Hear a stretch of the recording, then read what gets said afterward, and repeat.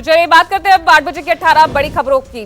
भारत के chief justice N V Ramana, उन्होंने राजनीतिक विरोध की वजह से नेताओं में आपसी आदर भाव कम होने पर चिंता जाहिर की। चीफ जस्टिस ने कहा कि राजनीतिक विरोध का शत्रुता में बदलाव स्वस्थ लोकतंत्र का संकेत नहीं है। कभी सरकार और विपक्ष के बीच जो आपसी सम्मान हुआ करता था, वहां अब ये कम हो रहा है। दुर्भाग्य से विपक्ष के लिए जगह कम होती जा रही है। राजनीतिक विरोध बैर में नहीं बदलना चाहिए। अगली बड़ी खबर 8 बजे की। केंद्र सरकार ने संसद का मानसून सत्र शुरू होने से पहले आज सुबह 11 बजे सर्वदलीय बैठक बुलाई है। संसद का मानसून सत्र 18 जुलाई से 12 अगस्त तक चलेगा। इसमें कुल 26 दिनों की अवधि में 18 बैठकें होंगी। मानसून सत्र के दौरान सरकार करीब 1 दर्जन नए विधेयकों को पेश कर सकती है। आगे बढ़ते अगली बड़ी ब्रेकिंग 8 बजे की। मानसून सत्र से पहले राज्यसभा सभापति ने भी आज सर्वदलीय बैठक बुलाई है। वेंकैया नायडू ने आज की बैठक के लिए राज्यसभा में सभी राजनीतिक दलों के सदन के नेताओं को आमंत्रित किया है। आज ही सरकार की तरफ से भी संसद के मानसून सत्र को लेकर सर्वदलीय बैठक बुलाई गई है। सरकार की तरफ से संसदीय कार्य मंत्री प्रहलाद जोशी ने इस सर्वदलीय बैठक को बुलाया है। चौथी ब्रेकिंग 8 बजे की। मानसून सत्र की रणनीति पर चर्चा के लिए विपक्ष ने भी आज बैठक बुलाई है। इस बार विपक्षी दलों के साथ बैठक में तेलंगाना राष्ट्र समिति भी शामिल होगी। विपक्ष के राष्ट्रपति पद के उम्मीदवार यशवंत सिन्हा का समर्थन करने के बाद टीआरएस के विपक्षी दलों में शामिल होने की संभावना है। बैठक में उपराष्ट्रपति पद के उम्मीदवार पर भी चर्चा होगी। अगली ब्रेकिंग 8 बजे में। पश्चिम बंगाल के राज्यपाल जगदीप धनखड़ को एनडीए ने अपना उपराष्ट्रपति उम्मीदवार घोषित किया है। जगदीप धनखड़ का नाम पहले उपराष्ट्रपति पद के लिए बीजेपी की ओर से चर्चा में नहीं था। उनके नाम की घोषणा करते हुए बीजेपी अध्यक्ष जेपी नड्डा ने उन्हें किसान पुत्र कहकर संबोधित किया। साल 2019 जुलाई के महीने में जगदीप धनखड़ को बंगाल का राज्यपाल नियुक्त किया गया था। अगली ब्रेकिंग बढ़ते हैं आगे। राष्ट्रपति चुनाव से पहले आज एनडीए नेताओं की बैठक होगी। ये बैठक आज दिल्ली में बुलाई गई है। ये बैठक संसद के मानसून सत्र और 18 जुलाई को होने वाले राष्ट्रपति चुनाव से पहले हो रही है। सूत्रों के मुताबिक इस बैठक के दौरान दोनों सदनों में एनडीए के सभी सदस्यों को राष्ट्रपति चुनाव में भाग लेने की प्रक्रिया के बारे में बताया जाएगा। सातवीं ब्रेकिंग 8 बजे में। विपक्षी दल आज उपराष्ट्रपति पद के संयुक्त उम्मीदवार पर चर्चा करेंगे। वर्तमान उपराष्ट्रपति एम वेंकैया नायडू का कार्यकाल 10 अगस्त को समाप्त हो रहा है। उपराष्ट्रपति चुनाव की अधिसूचना पहले ही जारी की जा चुकी है और नामांकन की अंतिम तारीख 19 जुलाई है। चुनाव 6 अगस्त को होगा। अगली बड़ी खबर इस वक्त की। आज भारत चीन के बीच 16वें दौर की सैन्य वार्ता होगी। ये वार्ता एलएसी के भारतीय क्षेत्र चुशुल मोल्डो में होगी, जिसमें पूर्वी लद्दाख में सीमा पर मौजूद गतिरोध को दूर करने के लिए बात की जाएगी। पूर्वी लद्दाख में एलएसी से सैनिकों को हटाए जाने के लिए वार्ता की जा रही है। आपको बता दें कि आर्मी और चीन की पीपल्स लिबरेशन आर्मी के पिछले दौर की वार्ता 11 मार्च को हुई थी।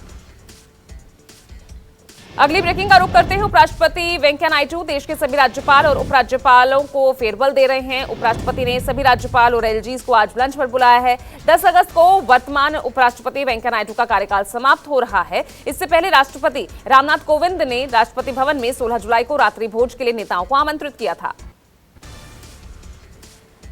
10वीं ब्रेकिंग 8 बजे की। बिहार के फुलवारी शरीफ में टेरर मॉड्यूल का पीएफआई कनेक्शन सामने आया है। इस मामले में नूरुद्दीन उर्फ जंगी को लखनऊ से गिरफ्तार किया गया है। पटना पुलिस के इनपुट पर यूपी एटीएस ने लखनऊ से नूरुद्दीन उर्फ जंगी को गिरफ्तार किया और पटना पुलिस के हवाले कर दिया।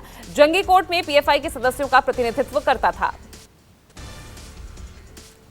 अगली ब्रेकिंग बागपत से, जहां बड़ौत में आज आरएलडी युवा पंचायत करेगी। ये पंचायत जनता वैदिक कॉलेज के मैदान में हो रही है। पार्टी की ओर से कहा गया है कि अग्निपथ योजना के विरोध में आरएलडी युवाओं के साथ खड़ी है। किसान आंदोलन की तरह ही आरएलडी अग्निपथ योजना का पुरजोर विरोध करती है। आरएलडी के मुताबिक सरकार जब 6 महीने का प्रशिक्षण देकर 18 साल के बच्चों को बॉर्डर भेजेगी तो ये सीधा राष्ट्रीय सुरक्षा से खिलवाड़ है।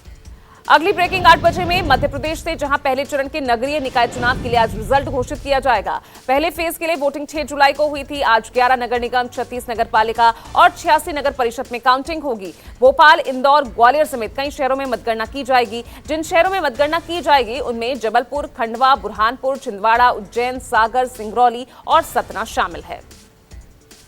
अगली बिग ब्रेकिंग। आज नीट यूजी 2022 की परीक्षा है। राष्ट्रीय पात्रता सह प्रवेश परीक्षा यानी नीट यूजी 2022 की परीक्षा व्यवस्थाएं पुख्ता की गई है।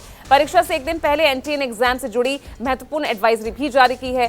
शीर्ष चिकित्सा संस्थानों, कॉलेजेस और विश्वविद्यालयों में एमबीबीएस या बीडीएस की सीट हासिल करने के लिए 18 लाख से ज्यादा छात्र इस प्रवेश परीक्षा में शामिल होंगे। आगे बढ़ते हैं अगली बिग ब्रेकिंग की ओर। राष्ट्रपति चुनाव को लेकर पश्चिम बंगाल में पोस्टर वॉर शुरू हो चुका है। बीजेपी ने सीएम ममता बनर्जी पर आदिवासी समुदाय विरोधी होने का आरोप लगाया। इस संबंध में कई पोस्टर्स पश्चिम बंगाल में जगह जगह लगे हुए हैं। इस पोस्टर में एनडीए की राष्ट्रपति पद की उम्मीदवार द्रौपदी मुर्मू और पीएम को भी दिखाया गया है। दरअसल टीएमसी ने राष्ट्रपति चुनाव में विपक्ष के उम्मीदवार यशवंत सिन्हा का समर्थन किया है। बढ़ते अगली बिग ब्रेकिंग की ओर। राष्ट्रपति चुनाव को लेकर सियासी खींचतान जारी है। इस बीच आम आदमी पार्टी ने विपक्ष के राष्ट्रपति पद के संयुक्त उम्मीदवार यशवंत सिन्हा को समर्थन देने की घोषणा की है। आम आदमी पार्टी के राज्यसभा सांसद संजय सिंह का कहना है कि पार्टी के पॉलिटिकल अफेयर्स कमेटी की बैठक के बाद ये फैसला लिया गया है।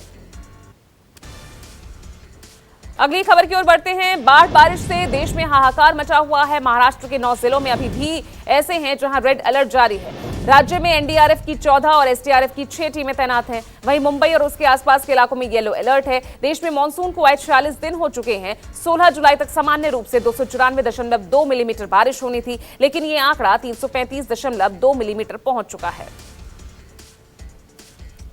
अगली बिग ब्रेकिंग लखनऊ से, जहां लुलु मॉल में नमाज पढ़ने को लेकर पहले से विवाद छिड़ा हुआ है। अब हनुमान चालीसा पढ़ते युवकों का वीडियो वायरल हो रहा है। पोस्टर के नीचे बैठकर हनुमान चालीसा का पाठ किया गया। Lucknow police commissioner D K Thakur ने लुलु मॉल में पढ़ी गई हनुमान चालीसा का संज्ञान लिया। लखनऊ पुलिस ने सक्रियता बढ़ा दी है। लुलु मॉल के अंदर सुंदरकांड और नमाज पढ़ने से बढ़े तनाव के बाद ड्रोन कैमरे से अब निगरानी की जा रही है। और अगली बिग ब्रेकिंग, श्रीलंका के पूर्व राष्ट्रपति गोटबाया राजपक्षे ने अपने इस्तीफे में अपना साफ बचाव किया। राजपक्षे ने कहा कि उन्होंने अपनी पूरी क्षमता से अपनी मातृभूमि की सेवा की और भविष्य में भी करते रहेंगे। शनिवार को संसद के विशेष सत्र के दौरान उनका ये इस्तीफा पढ़ा गया। राजपक्षे के इस्तीफे के बाद श्रीलंका की संसद ने राष्ट्रपति पद की घोषणा के लिए एक बैठक दी है।